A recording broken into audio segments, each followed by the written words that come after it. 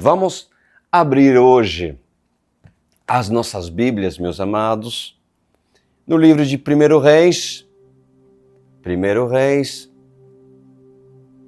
capítulo 8, capítulo 8, versículo 38. 1 Reis 8, 38. Nosso Deus e Pai Celestial, Sua presença é imprescindível, Senhor. Nós não podemos conceber a possibilidade, Senhor, de apenas eu ministrar se o Senhor não estiver. E eu lhe peço, Espírito Santo, direcione cada palavra que sairá dos meus lábios, pois o Senhor tem prazer de instruir os seus pequenininhos desde o início desse ministério. E sempre nesse poço extraímos água. Como o Senhor é fiel, como o Senhor é bondoso, como o Senhor é magnífico, pois o Senhor jamais nos decepcionará. Por isso que olhamos para Ti e esperamos essa noite o pão que o Senhor irá nos apresentar nessa mesa, em nome de Jesus Cristo. Amém e amém. Bom, como eu já tinha falado, nós vamos falar, como se diz o título de hoje, Satanás, o imitador. Diz a palavra do Senhor em 1 Reis, capítulo 8, vou começar versículo 37. É uma oração de Salomão ao inaugurar o templo, o grande, maravilhoso templo de Salomão. Salomão se apresenta perante o povo, ora, faz uma oração direcionada pelo Espírito Santo, com graça, uma oração verdadeira, com um coração nobre, porque nos seus inícios Salomão tinha-se um coração nobre que agradava muito a Deus. E Salomão diz: quando houver fome ou pragas no país, ferrugem e mofo, gafanhotos peregrinos e gafanhotos devastadores, ou quando inimigos sitiaram suas cidades, quando em meio a qualquer praga ou epidemia, uma oração ou súplica por misericórdia for feita por um israelita ou por toda Israel, teu povo, cada um sentindo em suas próprias aflições e dores, estendendo as mãos na direção desse templo, ouve dos céus o lugar da tua habitação. Perdoa e age. Trata cada um de acordo com o que merece, visto que conheces o seu coração. Sim, só tu conheces o coração do homem. Então aqui, Salomão diz que quando as pessoas orarem em direção de Jerusalém, Senhor, na direção do seu templo, que o Senhor possa responder, que o Senhor possa perdoar os seus pecados, se esse povo se humilhar e orarem com verdade. Mas assim disse versículo 40, assim eles te temerão durante todo o tempo em que viverem na terra, que deste aos nossos antepassados.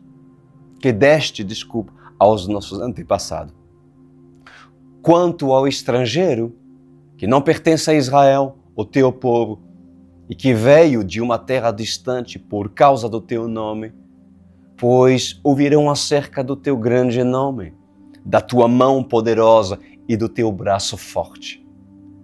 Quando ele vier e orar voltando para este templo, ouve dos céus, lugar da tua habitação, e atendo ao pedido do estrangeiro, a fim de que todos os povos da terra conheçam o teu nome e te temam, como faz Israel, o teu povo, e saibam que este templo que construí traz o teu nome. Quando teu povo for à guerra contra os seus inimigos, por onde quer que tu o enviares, e orar ao Senhor voltando para a cidade que escolheste e para o templo que construí em honra do teu nome, ouve dos céus a sua oração e a sua súplica e defende a sua causa. Quando pecaram contra ti, pois não há ninguém que não peque, e ficares irados com eles e os entregares ao inimigo, que os leve prisioneiro para a sua terra, distante ou próxima, se eles caírem em si, na terra para a qual tiveram sido deportados, e se arrependerem e lá orarem, pecamos, praticamos o mal e fomos rebeldes, e se lá eles se voltaram para ti, de todo o seu coração e de toda a sua alma, na terra dos inimigos que os tiveram levado como prisioneiros, e oraram, voltaram para a terra que deste aos seus antepassados, para a cidade que escolheste, para o templo que construí em honra ao teu nome. Então, desde os céus, o lugar da tua habitação, ouve a sua oração e a sua súplica e defende a sua causa. Perdoe o teu povo que pecou contra ti. Perdoa todas as transgressões que cometeram contra ti e faz com que os seus conquistadores tenham misericórdias deles, pois são o teu povo e a tua herança que tiraste do Egito, da fornalha de fundição. Que os teus olhos estejam abertos para a súplica do teu servo e para a súplica de Israel, o teu povo, e que os ouças sempre que clamarem a ti, pois tu os escolheste entre todos os povos da terra para serem a tua herança, como declaraste por meio do teu servo Moisés, quando tu, ó soberano Senhor, tiraste os nossos antepassados do Egito. Bom, assim como falei para vocês, Salomão apresenta na sua oração o pedido para o Senhor, para que as pessoas que quando orarem direção a Jerusalém, direção ao templo que ele tinha construído. Se esse povo também, por acaso, foram enviados e deportados por causa da guerra, por causa de pecado, por causa de brecha, e assim foram exilados em terra longínqua, se orarem direção a Jerusalém, Senhor, perdoa os seus pecados. Foi a oração de Salomão. Mas repare uma coisa muito interessante. Você sabia que, segundo os costumes dos árabes, eles também rezam em direção rumo Meca? Meca é o lugar aonde está estabelecido, vamos falar assim, a mãe de um lugar aonde acontecem as peregrinações para os muçulmanos. Os árabes, curiosamente, mas não é coincidência, eles também fazem algo muito parecido que os judeus. Daniel, lembra de Daniel? Na Babilônia, ele orava, abria sua janela em direção a quê? A Jerusalém. Já se perguntaram por que os árabes oram direção a Meca e os judeus oram direção a Jerusalém? Já se perguntaram isso? Por que será?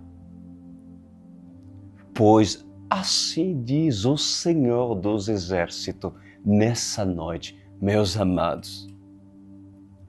Em verdade, há um direcionamento na súplica, na oração e na conversa íntima de Salomão.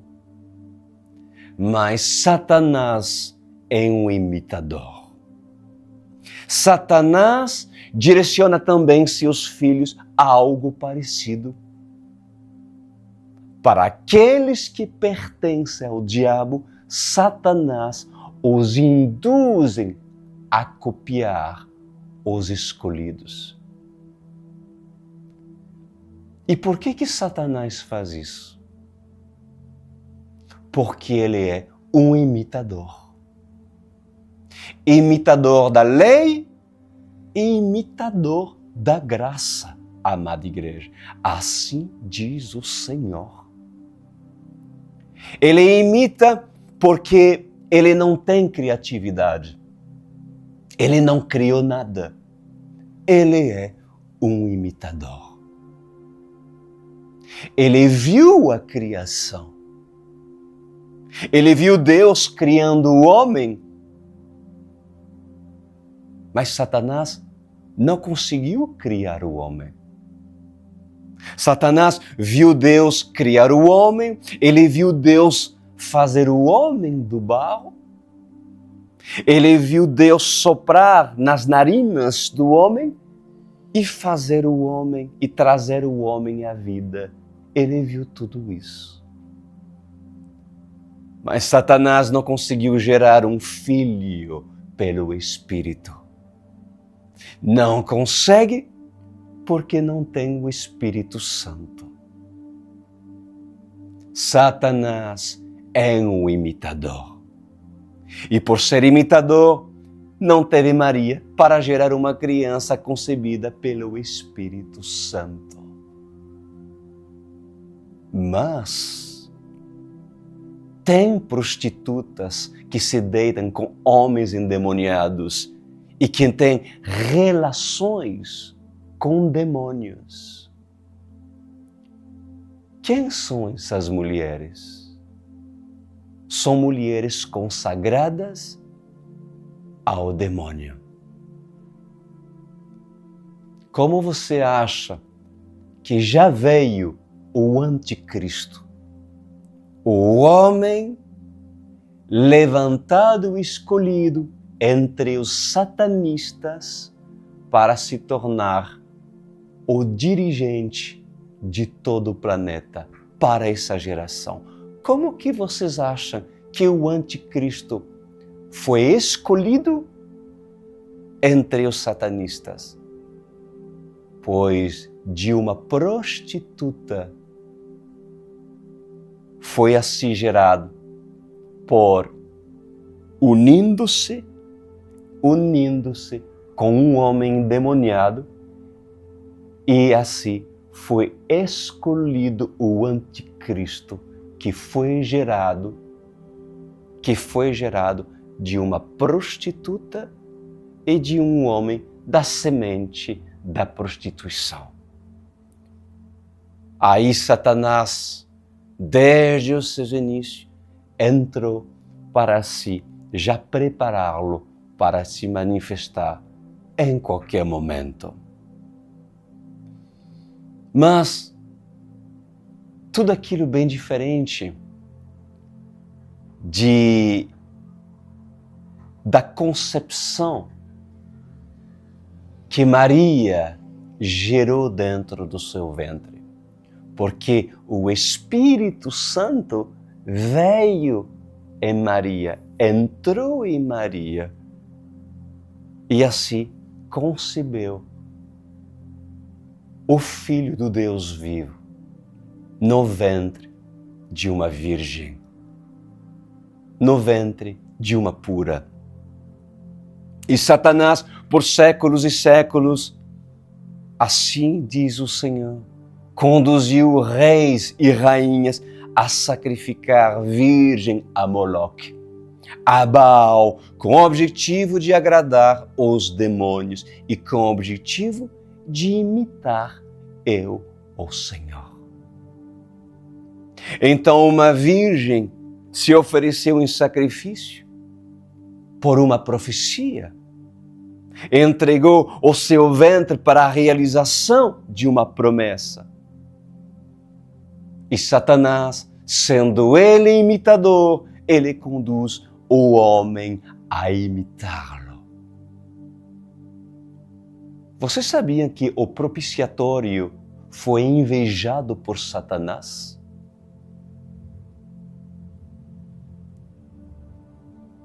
O que se apresentava no propiciatório? Para vocês que não sabem o que é o propiciatório era na Arca da Aliança, havia uma tampa que estava em cima da Arca da Aliança, que cobria aquilo que estava dentro da arca, as tábuas da lei de Moisés, o maná que tinha dentro e também a vara de Arão que era florescida. Pois havia em cima da arca uma tampa, onde havia 2 querubins, né, que estavam com suas asas quase colando, né? E assim, o que essa tampa era chamado de propiciatório. E uma vez por ano entrava dentro do templo, seja no templo de Moisés ou no templo de Salomão, um sacerdote consagrado, e entrava uma vez por ano para se sacrificar um animal e aspergir de sangue o propiciatório. Assim era feito nos tempos da lei. E aquilo que vocês precisam entender é que Satanás, ele sempre invejou o propiciatório. Ele sempre invejou porque no propiciatório se realizava sacrifícios, se estabelecia um pacto com o Senhor. Pois assim diz o Senhor dos Exércitos. Não é assim que homens que mexem com voodoo, com bruxaria, com macumbaria, sacrifícios de animais, pombos são sacrificados, galinhas são sacrificadas e crianças são sacrificadas. Não é assim que Satanás faz e induz os seus filhos a fazer? Pois até o dia de hoje, a magia negra tem exigido sangue de inocentes. Satanás é um imitador. Satanás conduz homens a imitar. Homens falam em línguas e não servem a Deus. Homens traduzem as línguas, mas não servem a Deus. Homens estão profetizando, mas não são profetas do Senhor. Homens estão orando e impondo as mãos, mas não são escolhidos pelo Senhor. Por acaso, Satanás é ou não é um imitador? O espírito do engano é sorrateiro. O espírito do engano está para conduzir até os escolhidos a caírem em suas armadilhas, diz o Senhor. O espírito do engano conduz homens e mulheres apaixonados por Jesus a errarem nos seus discernimentos. E por falta de sabedoria e discernimento, porque o homem espiritual deve discernir todas as coisas, muitos têm caído no engano de Satanás. Satanás é um ser milenar, diz o Senhor. E alguns entre vós têm 50 anos, 44 anos, 43, 30, 60, 70, 20, 19 anos, 13, 14 anos. Homens e mulheres que não têm um século sequer. Mas o diabo é um ser milenar. É um ser que teve a graça do dom, da sabedoria, da inteligência, da beleza e do poder. E ele está a enganar muitos. Por isso que muitos árabes, eles oram rumo a Meca, enquanto muitos judeus oram rumo a Jerusalém. Mas escuta bem o que o Espírito Santo está a falar nessa noite. É em Jerusalém que tem o maior de todos os enganos. Mesmo orando com a janela aberta, mesmo orando rumo a Jerusalém, assim diz o Senhor dos Exércitos, há muito engano para esses. Muitos dos que orem com janela aberta rumo a Jerusalém e orem com suas mãos postas sobre os muros das lamentações em Jerusalém são enganados. Por acaso, os judeus estão fazendo certo em estar diante do muro das lamentações? Balançando para frente e para trás, colocando seus pedidos nas brechas do muro, fazendo suas petições e lendo a Torá, o livro da lei, diante do muro? Estão fazendo certo. Qual é a diferença de um judeu assim com um árabe que ora rumo a Meca? Existiria uma diferença entre um árabe muçulmano e esses judeus ortodoxos, religiosos, que clamam, que balançam na frente dos muros das lamentações? Pois em verdade eu vos digo, diz o Senhor, o engano está em Jerusalém. E o engano que está em Jerusalém é maior do que todos os enganos. Por quê? Porque seus corações são de dura cerviz. São corações endurecidos que não querem a verdade. São teimosos e obstinados a crerem apenas naquilo que eles determinam. E eles não abrem mão das suas convicções. Os judeus que estão nos muros das lamentações renegam a graça, renegam o Filho de Deus, renegam os ensinamentos de Jesus Cristo. Os judeus que estão nos muros das lamentações renegam os ensinamentos do apóstolo Paulo, do apóstolo Pedro, do apóstolo Tiago e do apóstolo João. Os judeus que estão no muro das lamentações não creem na graça. Tampouco acreditam no Messias nos dias em que foram visitados. Alguns tiraram ramos de palmeiras. Quando o Messias passou e entrou pela porta do templo, alguns tiraram ramos de palmeiras. Outros se curvaram, jogando terra para cima e cantaram alegremente. Outros dançaram. Mas esses foram os poucos comparados à população de Jerusalém. Outros viram mortos ressuscitando e entrando na antiga cidade e creram. Outros acreditaram porque tocaram na marca dos pregos e viram os milagres acontecerem.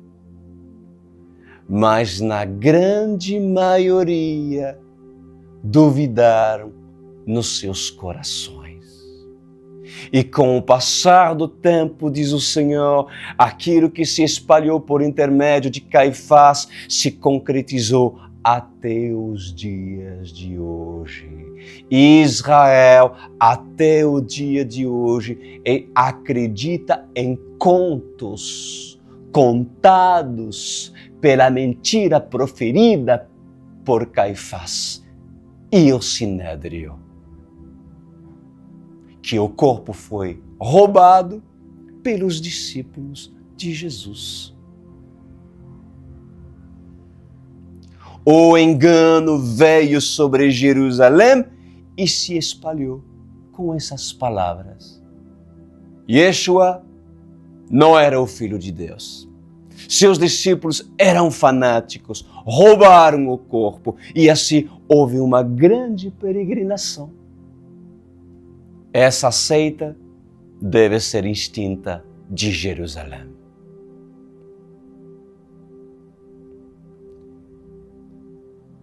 E até o dia de hoje, os judeus defendem a fala de Caifás. E até o dia de hoje, os judeus renegam a graça e até os dias de hoje estão a balançar em frente dos muros das lamentações como palmeiras que são balançados quando vem o vento, para frente e para trás, por um lado e para o outro. E se o vento sopra forte, então elas inclinam para frente e inclinam para trás. Assim diz o Senhor. Assim são os judeus de hoje em frente dos muros das lamentações. Além disso, esses homens esperam o terceiro templo e a Arca da Aliança, a Arca do Testemunho, a Arca do Concerto. Eles acreditam que se tão somente encontrarem a Arca da Aliança, o Deus poderoso que abriu o Mar Vermelho, que derrotou o faraó, o Deus poderoso que estava com Davi, que venceu batalha em nome do Deus de Israel, em nome do seu povo, o Deus Todo-Poderoso que fez milagres acontecer, aquele que matou quem tocou indignamente na Arca da Aliança, o Deus Todo-Poderoso que estava no templo, na casa de Eli, esses acreditam que essa mesma arca estará com eles no fim dos tempos. E digo mais, acreditam que todas as nações do mundo terão que prestar contas com Israel. É isso o que o governo de Netanyahu, do primeiro-ministro atual, do Congresso atual, estão crendo e estão esperando. Acreditam que todas as nações do mundo terão que prestar conta com Israel. Isso é ou não é orgulho? Me responda. É orgulho. O orgulho está sobre os judeus. Homens e mulheres que não reconheceram o dia da sua visitação se gabam de orgulho. Esse orgulho está encravado no peito de um judeu. E até o dia de hoje, os judeus oram em vão. Em vão, diz o Senhor, são as suas petições, porque aquele que não crê no Filho, tampouco crerá no Pai. Aquele que não tem o Filho, tampouco não terá o Pai. Pois os judeus não têm o Filho. Poderia esses ter o Pai se não tem o Filho? Como pode um pai de família ter um filho e o seu amigo amá-lo tanto, mas detestar o seu filho? Poderiam esses ter uma aliança saudável com o pai, sendo que esses detestam o filho? Ainda mais em saber que o filho é honesto, é íntegro e é reto. Se o filho fosse um ladrão, ou se o pai fosse um assassino, um perturbado por demônios, como Saul era, então Jonatas pode amar mais o amigo do que seu pai. Mas se o pai fosse honesto, ou o filho for honesto, íntegro e reto, o pai apoiaria essa amizade contra seu filho, que é honesto, íntegro e reto? Não. Pois Jesus Cristo não cometeu pecado algum. E os judeus odeiam Jesus. Não aceitam Jesus e o chamam de porco. Assim diz o Senhor. Os árabes consideram Jesus, mas ora em sentido Meca. Afinal, para um árabe, Allah e Maomé são maiores do que Yeshua. Para um judeu, Maomé não é um profeta e Allah não é Deus, mas Jesus é um porco. Como o pai poderia ter amizade com esses? Como desenvolveria intimidade com tamanha ofensa, diz o Senhor. Agora, escuta isso. Vem um estrangeiro e o estrangeiro ora e disse: eu reconheço seu filho. E o pai se alegra: meu filho é honesto, o meu filho é íntegro, o meu filho é reto. Eles reconhecem o meu filho, um estrangeiro. Então o que acontece? Pela misericórdia, o pai ouve o pedido de Salomão e atende o pedido daqueles que oram com entendimento. Agora, os judeus, que até o dia de hoje defendem a lei de Moisés, os judeus que até os dias de hoje não crê, pensa que o nome de Jesus é um nome descartável. O que dizer desses? O que o pai vai pensar? Será que uma aliança pode se estabelecer desse jeito? Certamente não. Pois assim diz o Senhor. Para um judeu ortodoxo, o meu nome é descartável. É um nome como se fosse palha a ser lançado no chiqueiro. E quando a palha cai no chiqueiro, serve para os porcos.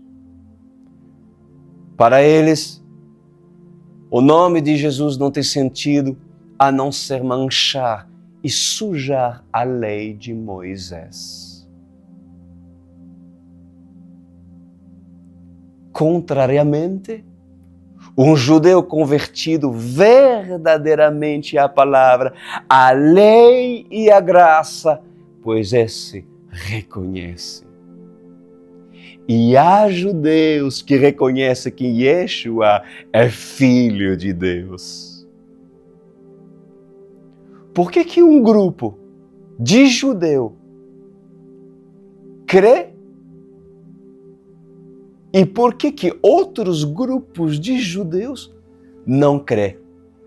Qual seria o motivo? Por que num grupo de judeus alguns foram criados com bases da lei, com ensinamentos da lei, e mesmo ouvindo seus pais e os seus avós, mesmo ouvindo a Torá, mesmo com tradições nas suas escolas, em seus estudos, dedicaram-se a converter-se a Jesus Cristo? Porque há nessa geração jovens judeus que ouviram as tradições dos seus pais, que estão da parte judaica tradicional, que estão se convertendo. Por que eles estão se convertendo? Porque o Espírito Santo capacita aquele que ele escolhe, abrindo o entendimento, dando sabedoria e apresentando a verdade que traz a libertação de toda cegueira. Mas aqueles que estão no muro das lamentações, tanto o homem como mulheres, aqueles que acham que o Senhor está ouvindo os seus pedidos, as suas súplicas, aqueles que são judeus e estão em terras estrangeiras, que inclinem o seu rosto para a janela em direção a Jerusalém, não são ouvidos pelo Senhor. Mas alguns poderiam se perguntar: mas eles têm um coração puro, eles não fazem mal para ninguém, estão apenas fazendo as suas prensas, as suas rezas. Mas se rejeitam o Filho de Deus, também estão rejeitando a Deus, o Pai. Se assim não reconhecem o Filho de Deus, tampouco o Senhor os reconhecerá. Assim diz o Senhor. Mas há uma promessa para o povo eleito que renegou Jesus, Pastor Cris, por causa de uma promessa. Para um judeu, ainda há esperança. Só por causa de uma promessa há esperança para um judeu.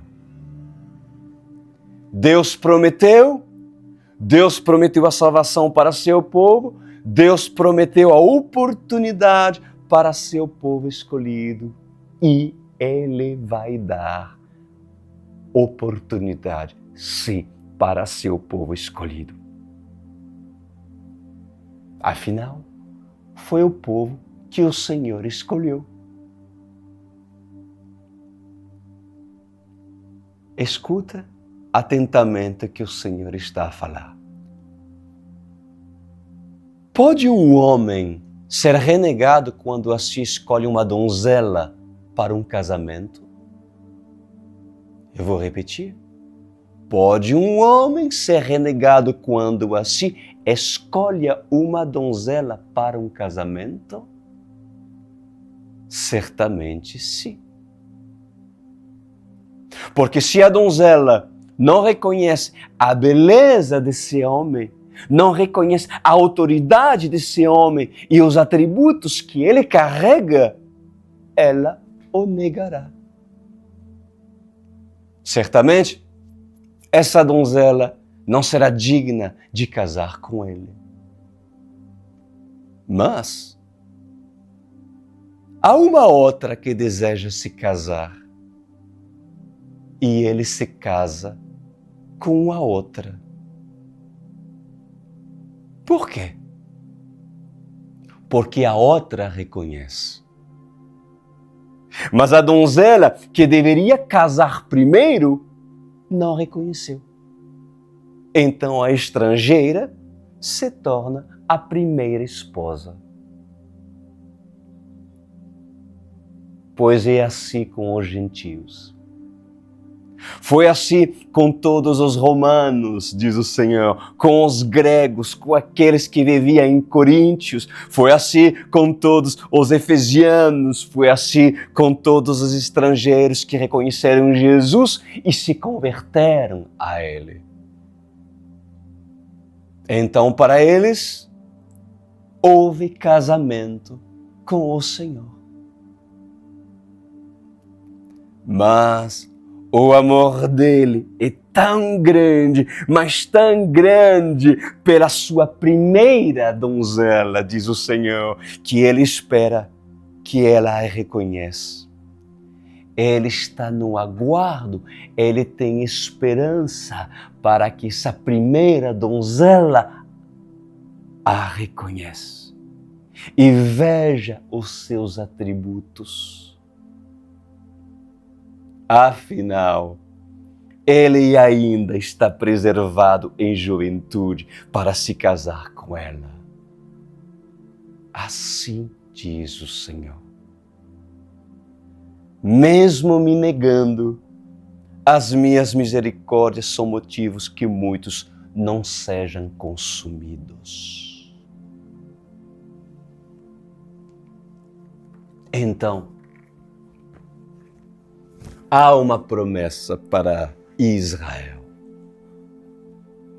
O Senhor quer casar contigo, ó gentio. O Senhor foi desprezado, o Senhor foi renegado pela primeira donzela, cujo tinha uma paixão, um amor tão grande por Israel, decidindo juntar o seu povo com uma galinha, cujo com suas asas tentou agrupar os seus pintinhos para protegê-los debaixo da sua sombra. Mas Israel decidiu maltratar e crucificar o filho que o pai mandou. E mesmo assim, aquele que esteve a nos falar nessa noite tem esperança.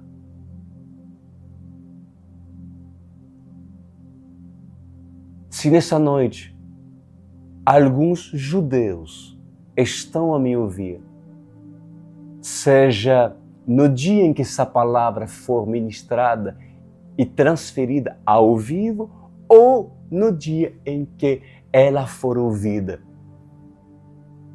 ou traduzida. O Pai está a lhe dar oportunidade para você se reconciliar e reconhecer os atributos do Filho que os teus descendentes crucificaram e maltrataram. É hora, Israel, de não acreditar mais nos contos de Caifás, nas mentiras de Caifás, e acreditar naquilo que deverias tu acreditar. E você, gentio, aqueles que não são judeus, é hora tu também de te tornar uma donzela, a noiva de Cristo, uma igreja que irá honrar o seu amado e que irá comprar um vestido de casamento branco de santidade para assim se preparar para o dia do grande dia do casamento. O que irão fazer perante essa palavra? Com quem irás tu casar? Com o príncipe deste mundo que é imitador, que engana através das religiões?